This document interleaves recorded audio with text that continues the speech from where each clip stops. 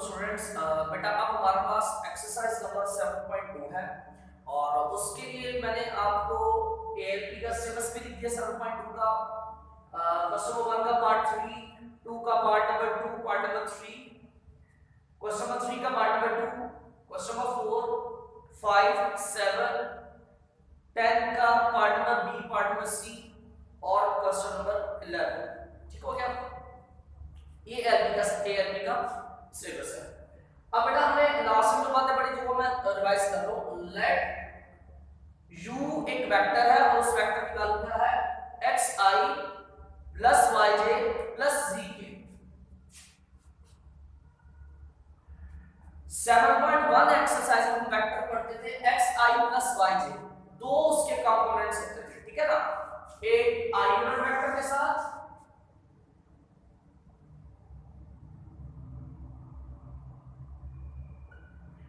Vector के दो components होते थे 7.1 में, एक i यूनिट वेक्टर के साथ, एक j यूनिट वेक्टर के साथ। अब हमने तीसरा कंपोनेंट पढ़ना है k यूनिट वेक्टर। मतलब अब जो हमने बात करनी है बेटा वो 3 डायमेंशंस में करनी है, 3D। i मतलब x एक्सिस, j मतलब y एक्सिस और k मतलब z एक्सिस। जब हम 3 डायमेंशंस की बात करते हैं तो वो स्पेस में आ जाती है, ठीक है ना। तो बेटा अब हमने 7.2 में स्पेस की बात करनी है। फार्मूलास वही है। अगर इस वेक्टर की मैग्नीट्यूड निकालनी है तो कैसे करेंगे, i कंपोनेंट का स्क्वायर प्लस j कंपोनेंट का स्क्वायर प्लस k कंपोनेंट का स्क्वायर और स्क्वायर। फार्मूला वही है मैग्नीट्यूड का। यूनिट वेक्टर का भी वही फार्मूला है। अगर कोई पॉइंट है स्पेस में तो क्या आएगा x y z। पहले हम सिर्फ x y लिखते थे क्योंकि वो प्लेन की बात करते थे। अब बेटा तीसरी डायमेंशन भी आ गई है तो मतलब पॉइंट होगा वो स्पेस में होगा तो z भी आएगा। तो इस p का पोजीशन वेक्टर क्या होगा OP। तरीका वही है, x कोऑर्डिनेट के साथ i, y कोऑर्डिनेट के साथ j और z कोऑर्डिनेट के साथ k यूनिट वेक्टर, ठीक है। दो पॉइंट्स के दरमियान वेक्टर निकालने का वही फार्मूला, सारी वही पुरानी चीजें। क्वेश्चन नंबर 1 का पार्ट नंबर 3 है। इसमें बेटा आपने वैल्यू फाइंड करनी है 2 times cb minus 2 times ca, इसकी वैल्यू फाइंड करनी है। मतलब इस वेक्टर और इस वेक्टर को आपस में माइनस करना है। अब हमारे पास a b और c तीन पॉइंट्स स्टेटमेंट में दिए हुए हैं, गिवन है। अब हम ऐसा करते हैं इन तीनों पॉइंट्स का निकाल लेते हैं पोजीशन वेक्टर।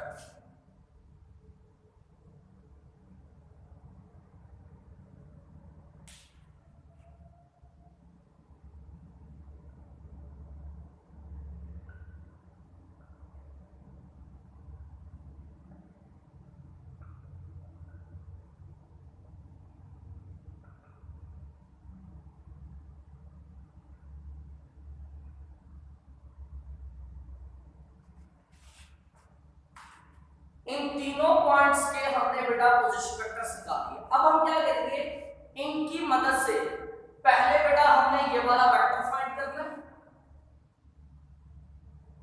ठीक है, फिर हमने ये वाला वेक्टर फाइंड करना है,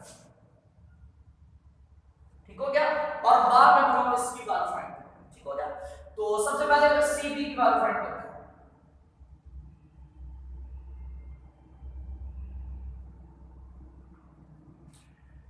पॉइंट सी और पॉइंट बी के दरमियान हमें वेक्टर फाइंड करना है। तरीका क्या होगा, दूसरे पॉइंट का पोजीशन वेक्टर माइनस पहले पॉइंट का पोजीशन वेक्टर। वैल्यूज पुट करते हैं। ओबी वेक्टर की वैल्यू क्या है minus I plus J,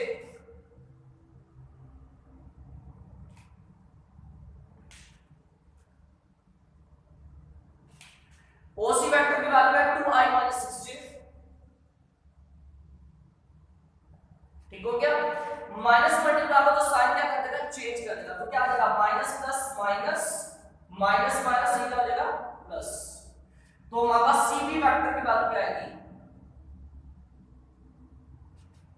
i component i से सॉल्व करो, माइनस माइनस प्लस, दो में एक जमा करेंगे 3i साइन बड़ी वाली वैल्यू का माइनस। अब j कंपोनेंट सॉल्व करो, प्लस प्लस प्लस 6 में एक जमा करें 7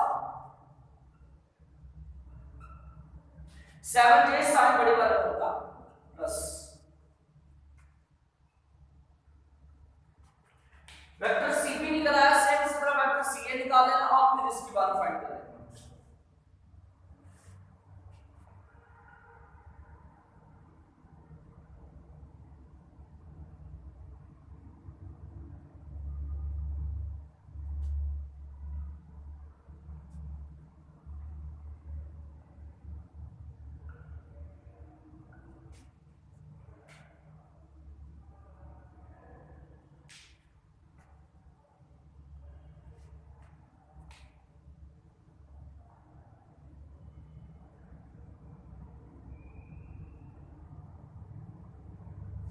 ठीक है बेटा, अब हमने ये वेक्टर फाइंड करना सी ए, तो फार्मूला क्या आएगा, दूसरे पॉइंट का पोजीशन वेक्टर माइनस पहले का पोजीशन वेक्टर।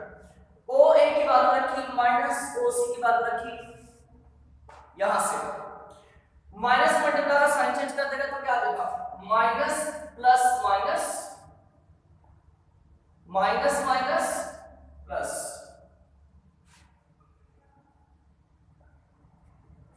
आई कंपोनेंट ऐसे सॉल्व होगा तो क्या आ जाएगा, 2i माइनस का प्लस है कैंसिल, ठीक हो गया। तो 5j प्लस 6j तो कितना आ गया, 11j।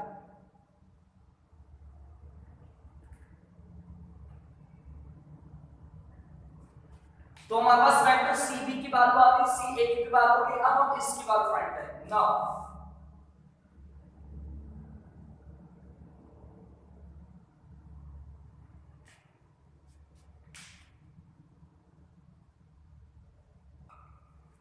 सबसे पहले 2 आ रहा है, 2 एज इट इज, 2 के बाद आ रहा है वेक्टर cb, इसकी वैल्यू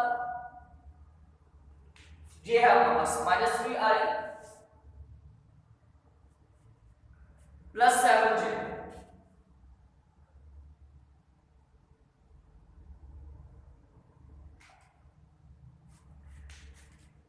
माइनस 2 के बाद क्या आ गया हमारे पास ca, तो ca की वैल्यू वेक्टर की वैल्यू है 11j। तो हमारे पास क्या बनेगा, इस 2 को मल्टीप्लाई करो तो plus minus minus 6i plus plus plus 14j minus 2 को 11 से मल्टीप्लाई किया 22j। अब इसको सॉल्व कर लेंगे, 2 वेक्टर cb माइनस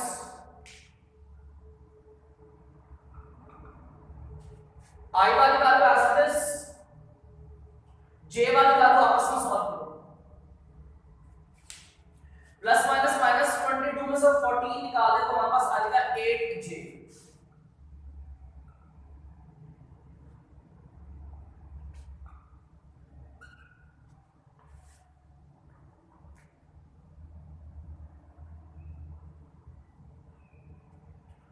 ये बेटा जब हमारे पास आंसर आ गया क्वेश्चन नंबर 1 के पार्ट में। अब क्वेश्चन नंबर 2 में हमारे पास बेटा 3 वेक्टर्स गिवन है, u v w। मैंने सिर्फ v और w लिखा बिकॉज़ पार्ट नंबर 3 में हमें सिर्फ वेक्टर v और वेक्टर w चाहिए, ठीक है ना। तो हमने बेटा इसकी वैल्यू फाइंड करनी है। जरा इसको हटाते हैं, ये बार का साइन नॉट का साइन इसको खत्म करते हैं।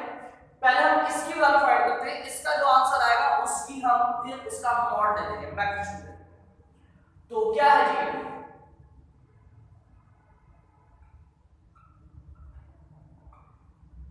थ्री एज इट इज, 3 के साथ क्या है वेक्टर v और उसकी वैल्यू क्या हमारे पास,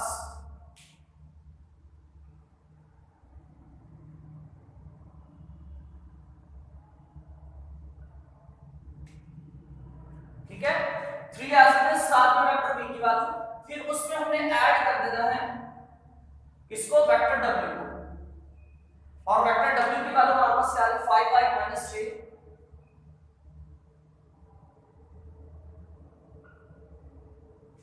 तो क्या आ जाएगा हमारे पास, 3 को सबसे मल्टीप्लाई करो, 3 3s are 9i minus 3 2s are 6j, 3 2s are 6k, नीचे वाली बात करते हैं प्लस 5i माइनस जे प्लस v के लिए। तो क्या बनेगा हमारे पास आई कंपोनेंट आई से सॉल्व करो तो 9 में 5 ऐड किया 14 आई। जे को जे से सॉल्व करो तो कितना आएगा माइनस माइनस प्लस 6 में 1 ऐड किया 7j माइनस के साथ। k को कैसे सॉल्व करो 6 प्लस 3 9k। ये बेटा हमारे पास वेक्टर आ गया 3v प्लस w। अब इस वेक्टर के ऊपर कौन सा साइन है मॉड का साइन है। वेक्टर के ऊपर ये वाला साइन किसको शो करता था बेटा ये मैग्नीट्यूड को शो करता था। कोई वेक्टर है इसके ऊपर अगर हम ये मॉड का साइन लगा दें तो किसको शो करता है मैग्नीट्यूड को। मतलब हमने इस वेक्टर की मैग्नीट्यूड फाइंड करनी है तो कैसे करेंगे हम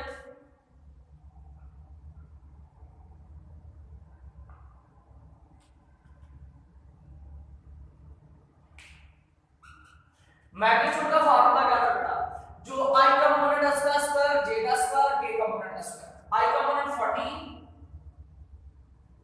उसका स्क्वायर आगे प्लस फार्मूले का फिर j कंपोनेंट क्या माइनस 7 इसका स्क्वायर प्लस k कंपोनेंट 9 इसका स्क्वायर और फिर पूरी बात बस k। ठीक है तो यहां से आपने कैलकुलेटर से कर लेना है 14 का स्क्वायर आई थिंक 196 आएगा ये माइनस का स्क्वायर करेंगे माइनस का मतलब प्लस हो जाएगा 7 का स्क्वायर 49 9 का स्क्वायर करके 81 आ जाएगा।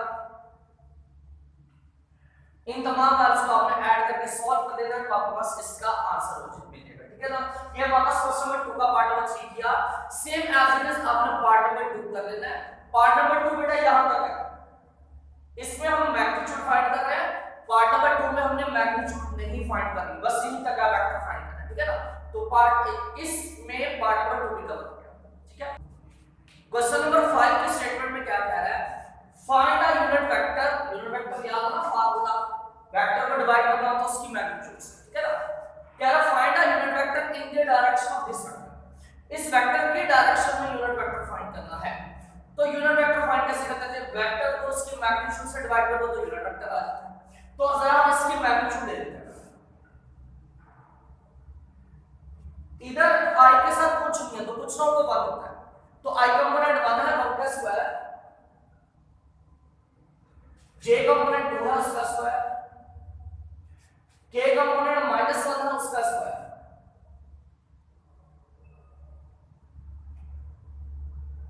इस पूरी बात का स्क्वायर रूट 1 का स्क्वायर 1 2 का स्क्वायर 4 तो 4 + 1 5 -1 का स्क्वायर करेंगे तो ये भी +1 आ जाएगा तो कितना आएगा 1 + 1 2 + 4 6। ये बेटा मैग्नीट्यूड आ गई वेक्टर हमारे पास पहले से गिवन है फार्मूला लिखकर उसमें बात शुरू कर देते हैं।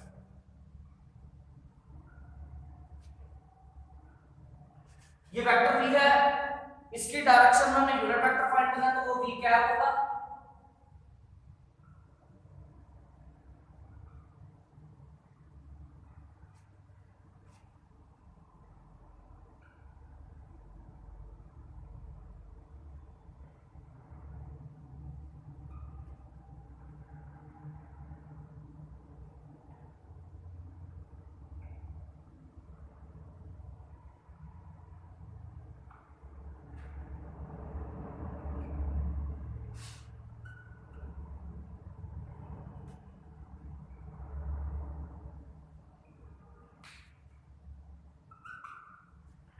ये बड़ा हमारा क्वेश्चन नंबर कंप्लीट हो गया। तो फार्मूला लिखना है उसमें वैल्यू पुट कर देंगे वेक्टर की वैल्यू ऊपर है डिवाइडेड बाय मैग्नीट्यूड की वैल्यू ले निकाल।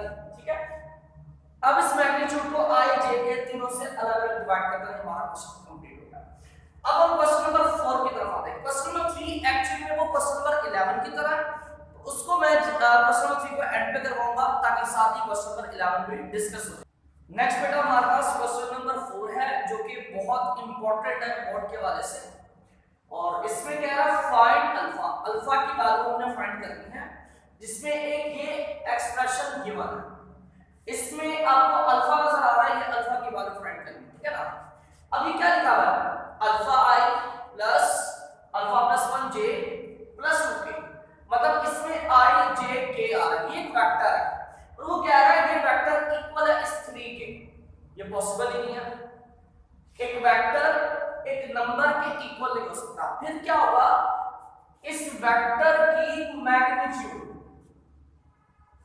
क्योंकि जब हम एक वेक्टर की मैग्नीट्यूड लेते हैं वो तो एक नंबर होता है ना, स्केलर लेंथ, तो इस वेक्टर की मैग्नीट्यूड किसकी इक्वल है, 3 के इक्वल है। इस कंडीशन के मुताबिक हमने अल्फा की वैल्यू फाइंड करनी है, इस कंडीशन को यूज करते हैं। तो जरा इस वेक्टर की मैग्नीट्यूड कैसे लेते हैं, किसी भी वेक्टर i कंपोनेंट का स्क्वायर, j कंपोनेंट का स्क्वायर,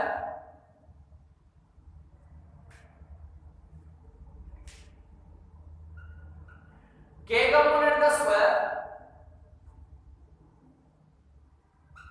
और फिर इस पूरी बात का क्या कर देते हैं हम, स्क्वायर। किसी भी वेक्टर की मैग्नीट्यूड का ये फॉर्मूला था, i का स्क्वायर, j का स्क्वायर, k कंपोनेंट का स्क्वायर और स्क्वायर इज इक्वल किसके आएगा, 3 के। नेक्स्ट स्टेप में क्या आएगा हमारे पास, अल्फा का स्क्वायर, इधर फॉर्मूला यूज करते हैं कौन सा, a प्लस b का होल स्क्वायर, तो वो क्या आएगा, a square plus 2 multiply a multiply b, इनको मल्टीप्लाई करेंगे तो अल्फा ही आएगा, प्लस b का स्क्वायर, और 1 का स्क्वायर 1 नहीं, ठीक है। इसमें फॉर्मूला अप्लाई कर दिया, प्लस 2 का स्क्वायर करना तो 4 आ गया। अब बेटा हमने इस पूरी बात का लेना था स्क्वायर रूट, ठीक है, पूरी बात का स्क्वायर रूट। अगर हम इस स्टेप में स्क्वायर कर रहे हैं, taking square on both side, left side का स्क्वायर राइट साइड का स्क्वायर, जब लेफ्ट साइड का स्क्वायर करेंगे तो स्क्वायर से स्क्वायर रूट कैंसिल हो जाएगा, राइट साइड का स्क्वायर करेंगे तो 3 का स्क्वायर कितना हो जाएगा, 9। तो हमारे पास क्या आएगा,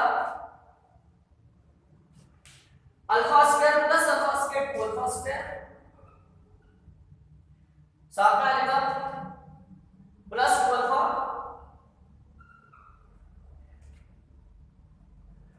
1 प्लस 4 कितना आएगा, 5, 9 प्लस का इधर आएगा माइनस हो जाएगा, कितना आ जाएगा, 2 alpha square plus 2 alpha, minus कर रहा है 9 में से 5 के 4, साइन बड़ी वाली वैल्यू का माइनस, इन तीनों में से 2 कॉमन ले लो,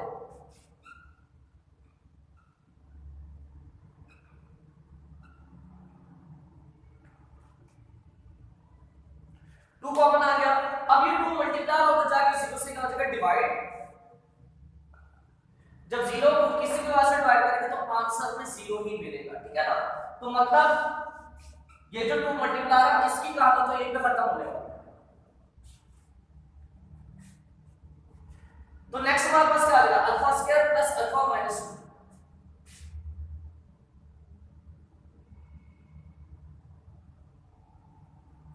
तो यहां से बेटा अल्फा की वैल्यू निकालेंगे, इसकी फैक्टराइजेशन करने से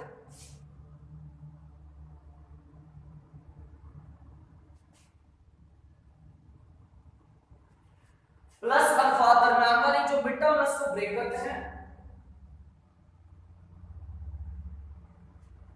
प्लस अल्फा की जगह लेते हैं प्लस अल्फा माइनस अल्फा, तो हमारे पास क्या आएगा, इन दोनों में से अल्फा कॉमन ले लेते हैं, तो क्या बचेगा, अल्फा प्लस 2,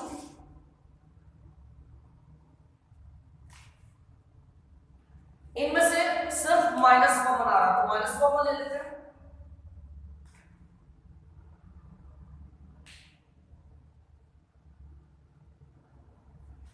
आपको पता है जब दो वैल्यूज में से माइनस कॉमन लेंगे तो दोनों का साइन चेंज हो जाएगा, दोनों वैल्यूज प्लस की हो जाएगी, ठीक है ना।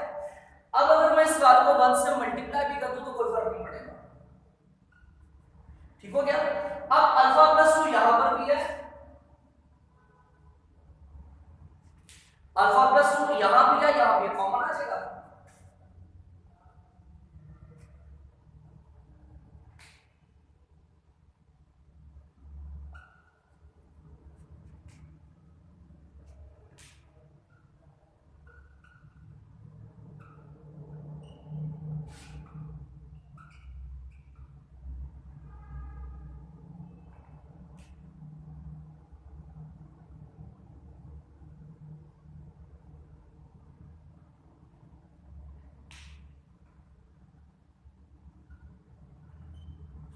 तो बेटा ये एक अल्फा की वैल्यू -2 आ गई और दूसरी अल्फा की वैल्यू क्या आ गई 1। अच्छा बेटा क्वेश्चन नंबर 7 है हमारा, फाइंड अ वेक्टर। हमने एक वेक्टर फाइंड करना है।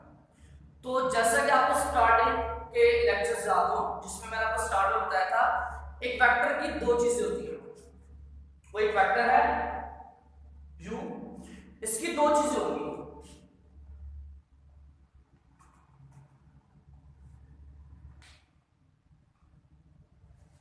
ठीक है। कोई भी वेक्टर होता है तो उसकी दो चीज होती है, एक उसकी मैग्नीट्यूड, दूसरा उसकी क्या होती है, डायरेक्शन।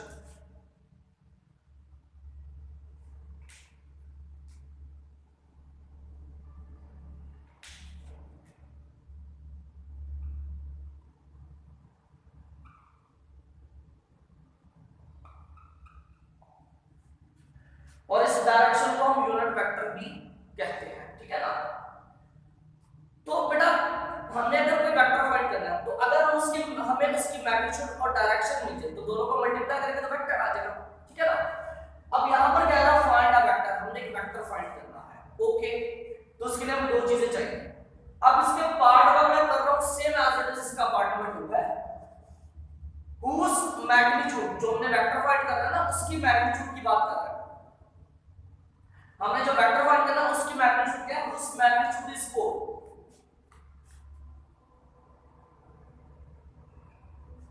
ठीक है। मतलब मैग्नीट्यूड हमें मिल गई,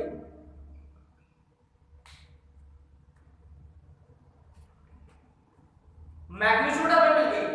अब किसका मसला रह गया, डायरेक्शन का मसला रह गया, यूनिट वेक्टर का। तो जरा ये जो बात गिवन है इसकी बात करते हैं। लेट u be the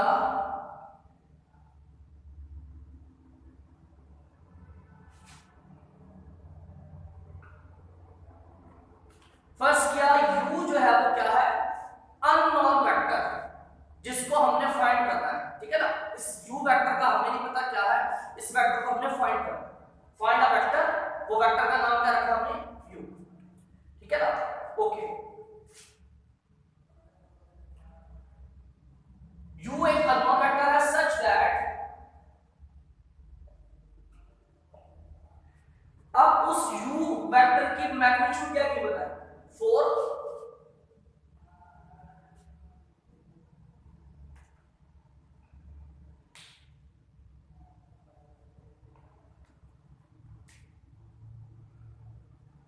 ठीक है बेटा।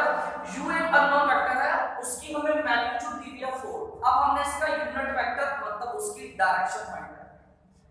वो डायरेक्शन उसने नहीं दी, डायरेक्शन उसने नहीं दी, पर हाँ कुछ और बोला उससे, क्या, and is parallel to this vector, मतलब कोई एक नया वेक्टर दे दिया,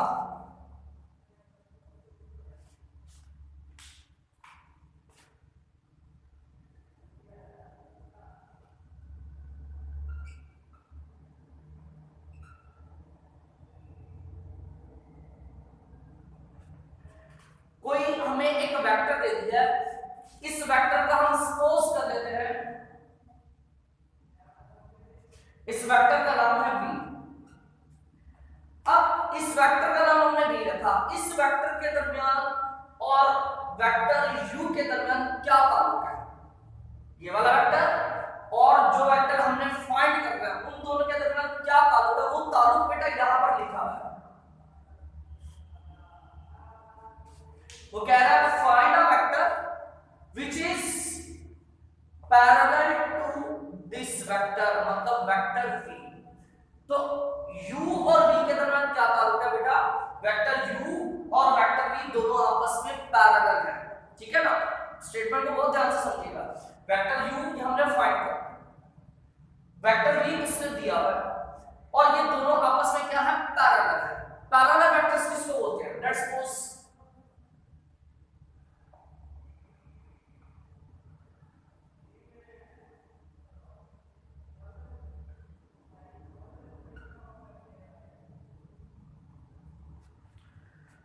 ये वेक्टर u है, ये वेक्टर v है, दोनों की डायरेक्शन सेम है, इसका मतलब दोनों आपस में क्या कहलाएंगे, पैरेलल।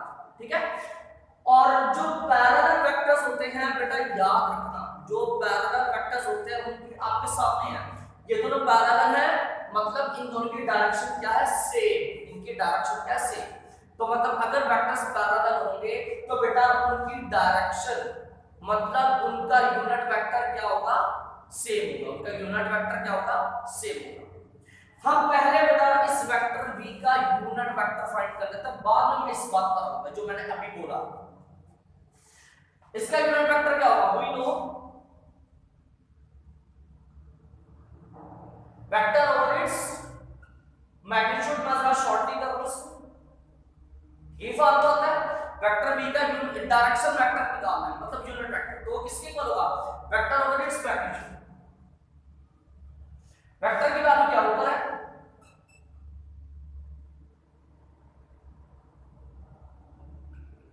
डिवाइड किससे कर रहा है, मैग्नीट्यूड से। मैग्नीट्यूड कैसे लेंगे, इस वेक्टर की मैग्नीट्यूड कैसे लेंगे, वही पुराना तरीका, i कंपोनेंट का स्क्वायर,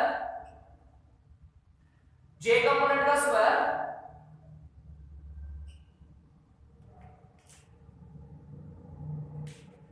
k कंपोनेंट का स्क्वायर, और फिर इस पूरी बात का क्या कर देना, स्क्वायर रूट कर देना।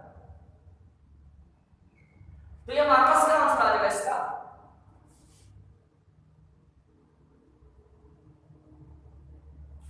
To i minus 3j plus 6k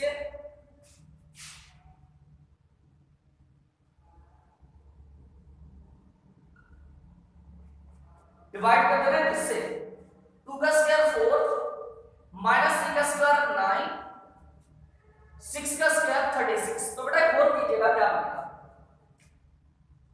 36 4 कितना हो गया, 36 और 4 40 40, उसमें ऐड कर लो 9 तो कितना हो जाएगा, 36 प्लस 4 40 40 में 9 ऐड करेंगे तो 49।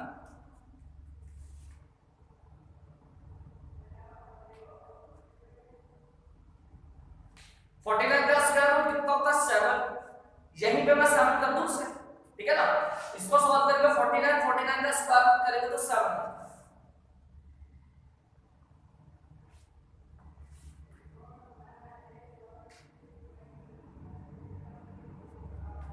हमने क्या किया बेटा, ये जो वेक्टर था इसका डायरेक्शन वेक्टर निकाल दिया, मतलब यूनिट वेक्टर हमने निकाल दिया। इस वेक्टर में की डायरेक्शन क्या है, ये, और स्टेटमेंट में क्या गिवन था कि वेक्टर u और वेक्टर v दोनों आपस में क्या है, पैरेलल है।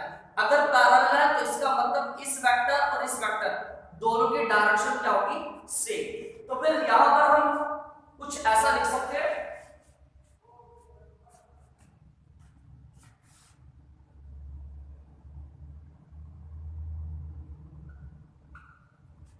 एज गिवन, क्या गिवन है, vector u and vector v both are parallel. Statement में गिवन है ना, वेक्टर u जो कि अननोन वेक्टर है और वेक्टर v जो कि ये है, ये दोनों आपस में क्या है, पैरेलल है। अगर बेटा ये दोनों पैरेलल है तो फिर इसका मतलब इन दोनों की डायरेक्शन क्या होगी, सेम, मतलब इस वेक्टर की डायरेक्शन क्या होगी, u कैप, इस वेक्टर की डायरेक्शन क्या होगी, v कैप।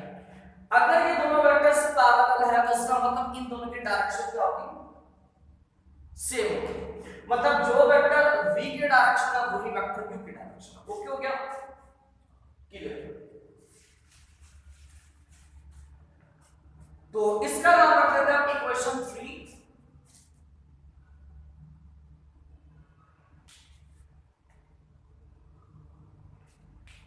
ठीक है, अब हम मेन क्वेश्चन पर आ जाते हैं, फाइंड अ वेक्टर। हमने एक वेक्टर फाइंड करना ना, तो हमने उस वेक्टर का नाम क्या रखा था, वेक्टर u। तो इस वेक्टर की मैग्नीट्यूड है, डायरेक्शन नहीं है, पर एक रिलेशन दिया होता, उसकी मदद से हमने ये फाइंड करना है। अब हम इसको फाइंड करते हैं, फार्मूला लिखते हैं। हमने ये वेक्टर फाइंड करना है और वेक्टर का फार्मूला क्या होता है,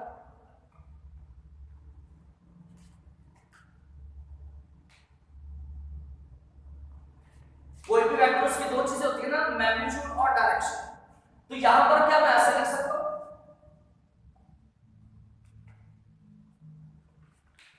magnitude as it is u cap की जगह पर क्या मैं v कैप लिख सकता हूं, मतलब इस यूनिट वेक्टर की जगह पर v यूनिट वेक्टर लिख सकता हूं। क्यों? क्योंकि बेटा दोनों सेम है ना, पैरेलल पैरेलल होने की वजह से दोनों क्या थे, सेम। तो फिर मैंने u कैप की जगह पर v कैप लिख दिया। अब क्या जगह हमारे पास, u की मैग्नीट्यूड वो गिवन थी, कितनी थी, 4। साथ में क्या आ रहा है, v कैप की वैल्यू हमने वो ऊपर निकाल दी।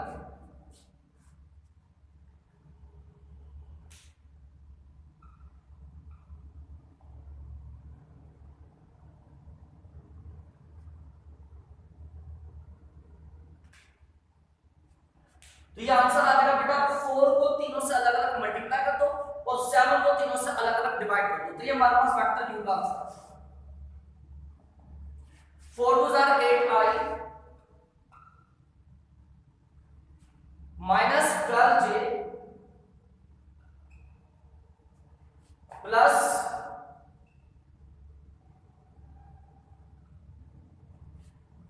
4 6 24k, ठीक है। ये तीन वैल्यूज आ गई, 4 मल्टीप्लाई, अब 7 इन तीनों से अलग अलग क्या कर दो, डिवाइड कर दो।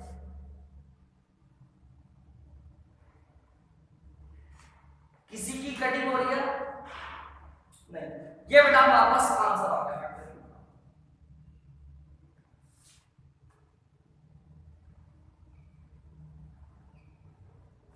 सेम बेटा बिल्कुल इसी तरह इसका आपने पार्ट नंबर 2 कर लेना, सेम प्रोसीजर सेम कॉन्सेप्ट। और इसी तरीके से आपने क्वेश्चन नंबर 10 का सी पार्ट करना है, same as it is procedure है। अब हमने क्वेश्चन नंबर 10 के पार्ट में सी में क्या करना है,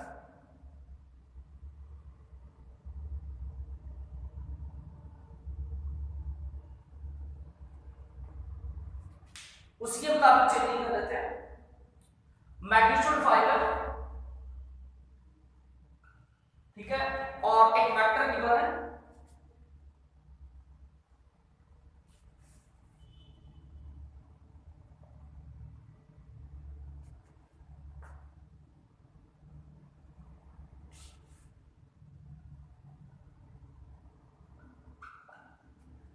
तो ये स्टेटमेंट है, find a vector whose magnitude is 5 and, ठीक है। यहां पर उसने बस जिक्र कर दिया है ऑपोजिट डायरेक्शन का, तो उसके लिए भी सेम प्रोसीजर रहेगा बेटा। Let u be the unknown vector whose such that whose magnitude is 4 के बजाय क्या है, मैग्नीट्यूड 5 है। ये वेक्टर भी गिवन है और उस वेक्टर की वैल्यू क्या है, i minus 2j plus 3k। हमने इसका निकाल लेना है यूनिट वेक्टर, तो कैसे आ जाएगा, i minus 2j plus 3k।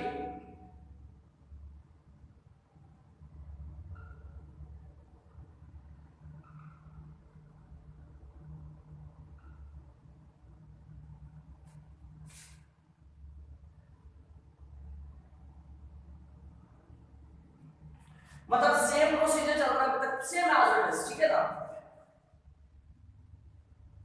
3 का स्क्वायर 9, 9 में हमने ऐड किया 10, 2 का स्क्वायर 4 माइनस 2 का स्क्वायर 4, तो 10 प्लस 4 14 का स्क्वायर।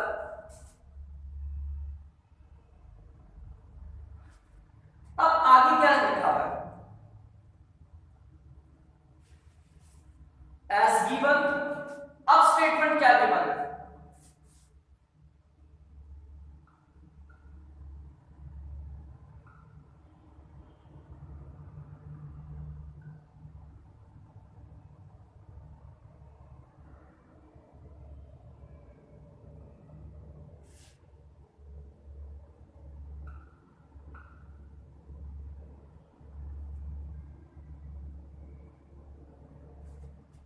आपके पास स्टेटमेंट में क्या गिवन है, find a vector which is opposite direction in v।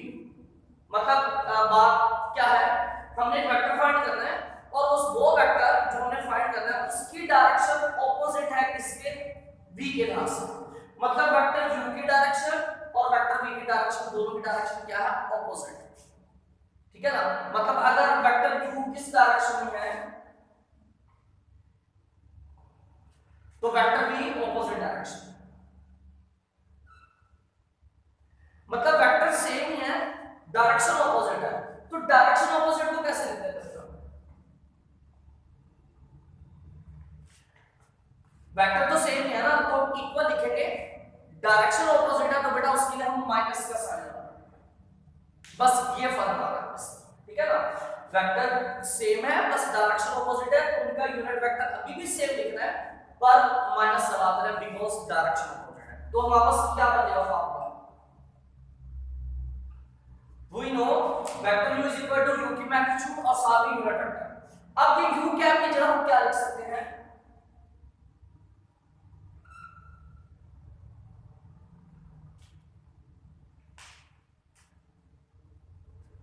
ठीक है ना, तो अब हम u कैप की जगह पर माइनस v कैप लिख सकते हैं because direction same but opposite है। ठीक है ना, तो डायरेक्शन ऑपोजिट है तो क्या जगह प्लस माइनस माइनस, माइनस को स्टार में लिख देते हैं और मैग्नीट्यूड कितनी थी 5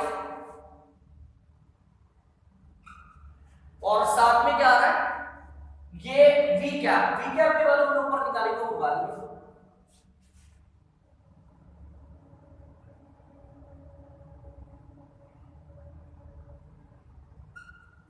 तो आगे क्या आ जाएगा, बस -5 को तीनों से मल्टीप्लाई करके तो आंसर आ जाएगा।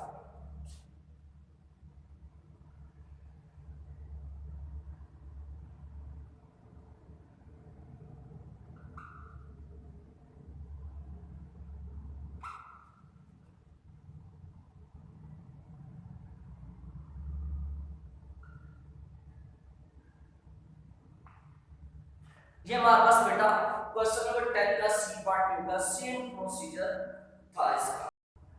अच्छा बेटा नेक्स्ट जो क्वेश्चन है हमारा क्वेश्चन नंबर 3 और क्वेश्चन नंबर 11 सेम है बिल्कुल और वो डायरेक्शन कोसाइन से रिलेटेड है। ठीक है ना, तो डायरेक्शन कोसाइन से क्या बात है, कोसाइन से हम बात cos फंक्शन की बात कर रहे हैं। देखो बेटा लेट्स सपोज हमारे पास कोई प्लेन है, स्पेस है x y z axis, z axis इन दोनों का परपेंडिकुलर रखा बाय की तरफ, वो हम बना नहीं सकते ऐसे कुछ। हमारे पास कोई स्पेस है x y और z एक्सिस तीन डायमेंशन। अब हम इस स्पेस में कोई एक वेक्टर लेते हैं, लेट्स सपोज वो वेक्टर कुछ इस तरह से है। अच्छा बेटा इस स्पेस में x y z एक्सिस में मैंने कोई एक वेक्टर लिया और लेट्स सपोज इस वेक्टर का नाम है u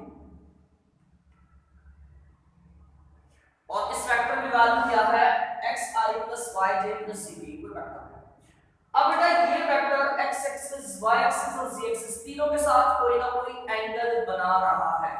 ठीक है ना, तो मैं अगर समझाने की कोशिश करूं लेट्स सपोज ये x एक्सिस है, ऐसे कुछ है, लेट्स सपोज ये x एक्सिस है, ये y एक्सिस है और ये z एक्सिस है, ये स्पेस है। अब इस स्पेस में मैं कोई वेक्टर ले लेता हूं, वेक्टर कुछ इस तरह से इस अंदाज में। ठीक है, इस स्पेस में मैंने वेक्टर ले लिया।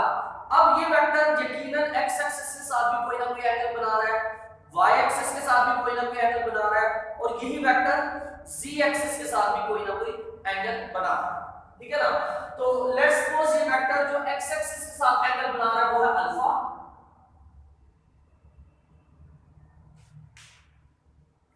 y एक्सिस के साथ जो एंगल बना रहा है वो है बीटा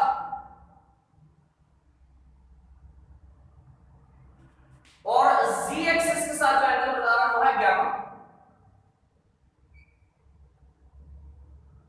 ठीक है ना बेटा, ये वेक्टर एक स्पेस में है, vector x axis y axis z axis तीनों के साथ कोई ना कोई एंगल बना रहा है। तो बेटा ये जो तीनों एंगल्स है अल्फा बीटा गामा, इन तीनों एंगल्स को बोला जाता है डायरेक्शन एंगल्स।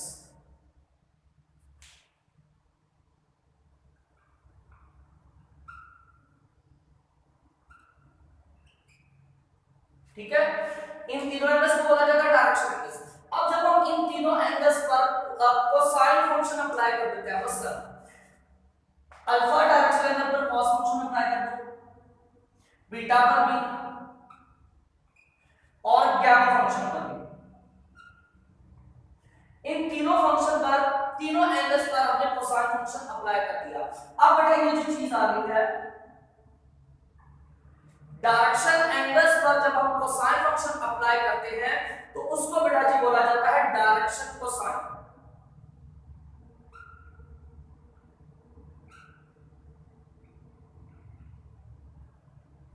उसको क्या बोला जाता है, डायरेक्शन कोसाइन। अब अगर हमने इस वेक्टर की, अगर हमने डायरेक्शन कोसाइन की वैल्यूज फाइंड करनी है तो उसके फार्मूलास क्या है?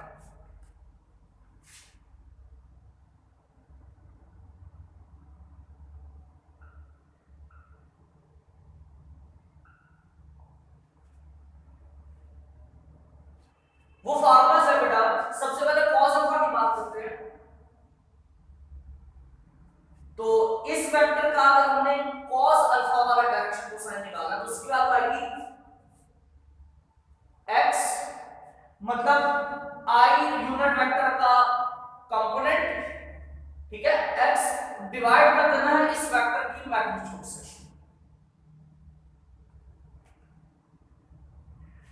फिर cos बीटा कैसे आएगा,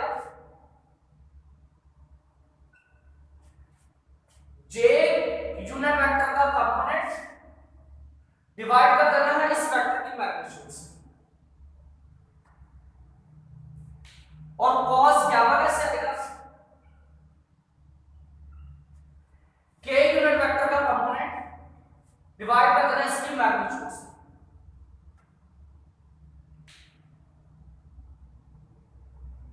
ये बेटा डायरेक्शन कोसाइन के फार्मूलास है।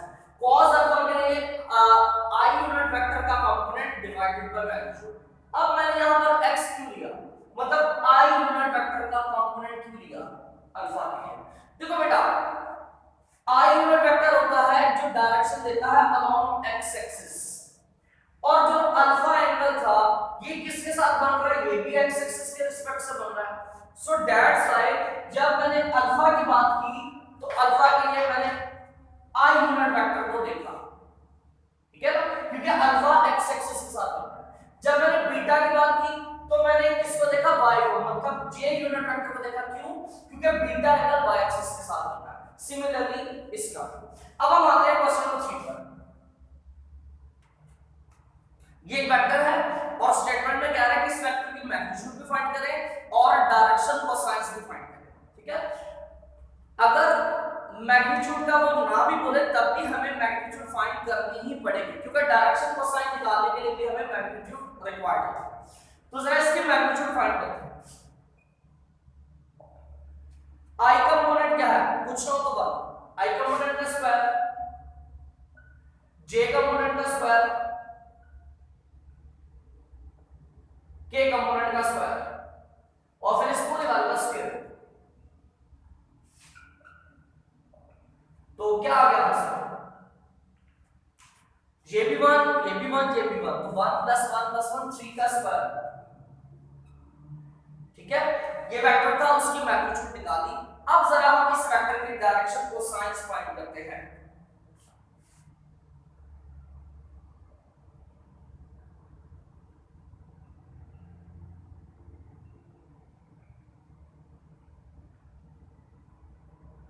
सबसे पहली डायरेक्शन cos अल्फा,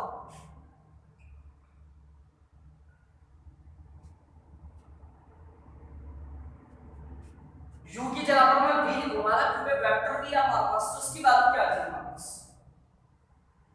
x की कौन सी वैल्यू थी, ये x कौन सी वैल्यू थी, जो i का कंपोनेंट है।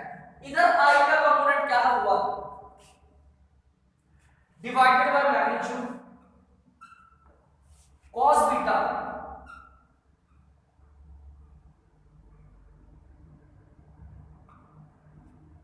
cos बीटा का फॉर्मूला। अब y कंपोनेंट क्या है, जो j के साथ है, j के साथ क्या -1 मैग्नीट्यूड। अब लास्ट है क्या, cos गामा,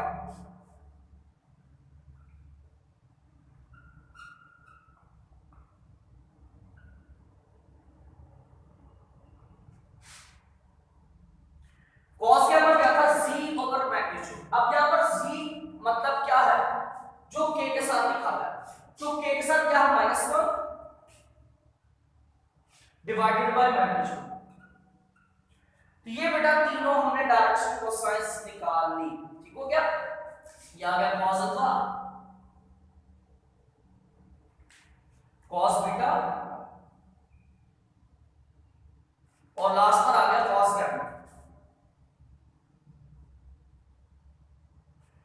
इन्हीं तीनों डायरेक्शन कोसाइंस को हम ऐसे भी लिख सकते हैं,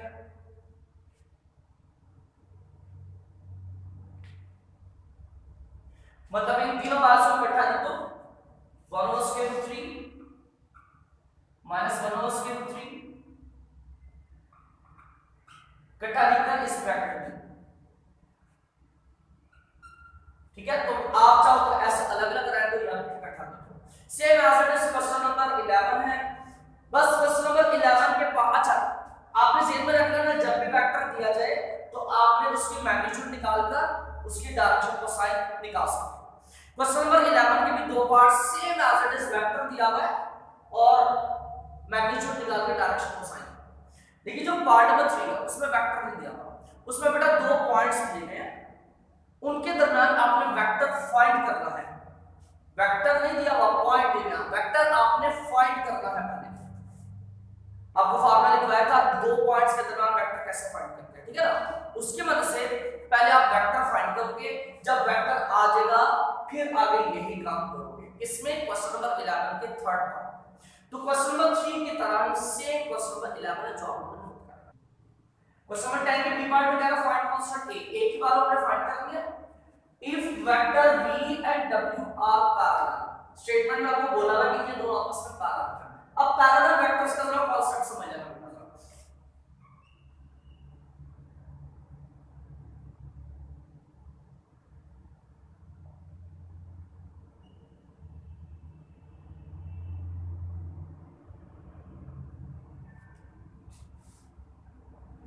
अब बेटा ये वेक्टर u और वेक्टर v दोनों पैरेलल है, लेकिन क्या मैं इसको ऐसा लिख सकता हूं कि जी वेक्टर u को अगर डबल कर दिया जाए तो वो किसके इक्वल आ जाएगा, वेक्टर v के इक्वल आ जाएगा, ठीक है ना। इस बात को समझिएगा बेटा, ये वेक्टर u है, अगर इसको मैं डबल कर दूं तो वो किसके इक्वल आ जाएगा, वेक्टर v के इक्वल आ जाएगा, ऐसे ही है। तो पैरेलल वेक्टर्स जो है वो एक्चुअली में इक्वल के सेंस में मैथमेटिकली वो कैसे लिखा जाता है, इक्वल लिखा जाता है, लेकिन साथ में कोई स्केलर नंबर आ जाता है। मसलन एक और एग्जांपल दो,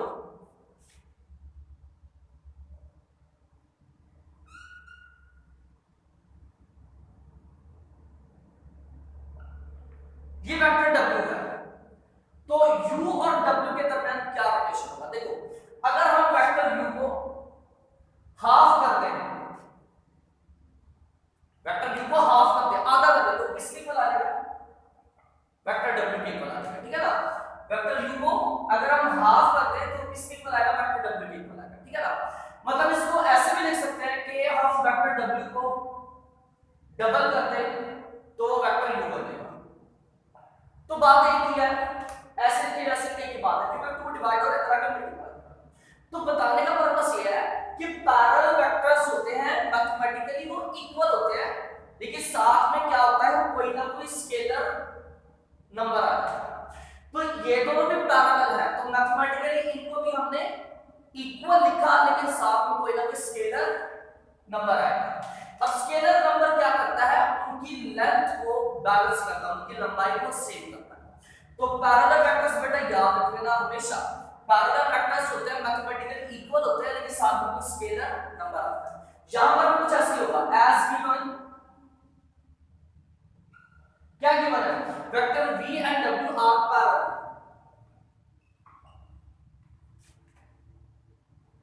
दोनों पैरेलल है। इसका मतलब कि हम मैथमेटिकली कैसे लिखेंगे, दोनों इक्वल लिखे जाएंगे, लेकिन साथ में स्केलर नंबर भी आ जाएगा। लेट्स सपोज वो स्केलर नंबर है हमारे पास c, c is any constant, maybe 2, maybe 3, maybe 1/2, कुछ भी हो सकता है। अब वेक्टर v की वैल्यू क्या है वापस,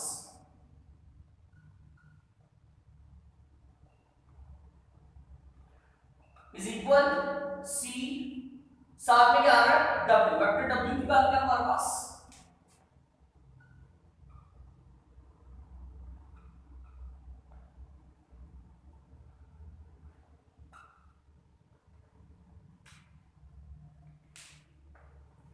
अब यहां से हम सी को अलग अलग मल्टीप्लाई कर देते हैं तीनों के साथ।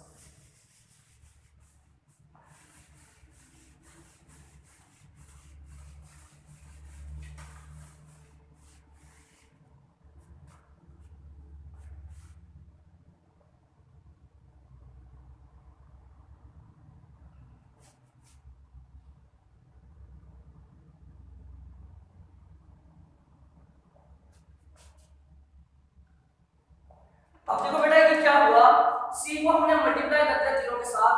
अब देखो ये वाला वेक्टर और ये वाला वेक्टर दोनों आपस में क्या है, इक्वल। तो मैंने इक्वल वेक्टर्स के बारे में आपको पहले भी बताया था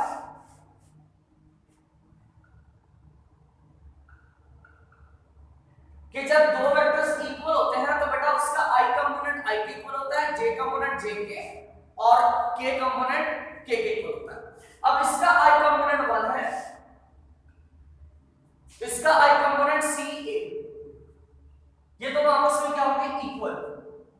इसका जे कंपोनेंट -3, इसका जे कंपोनेंट 9c, ये दोनों भी आपस में होंगे इक्वल।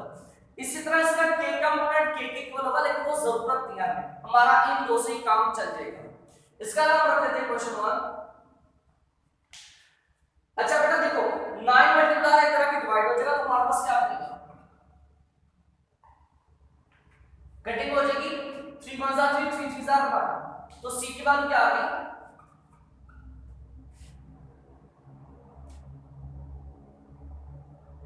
ये सी की वैल्यू को हम पुट करते हैं इक्वेशन 1 में,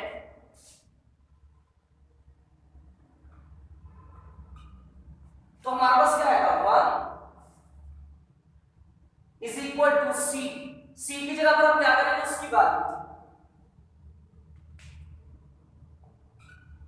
साथ में क्या आ जाएगा ए।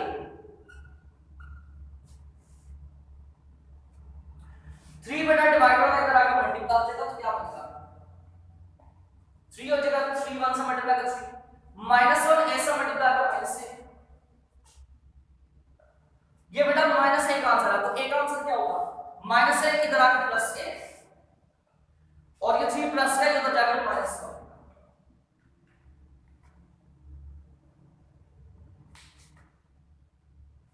ये बेटा जी ए का आंसर आ गया, हमने ए का आंसर फाइंड करना था पैरेलल कंडीशन यूज करके, ये मैथमेटिकल फॉर्म है, ठीक है। तो ये हमारा बेटा 7.2 एक्सरसाइज कंप्लीट हो गई। अस्सलाम।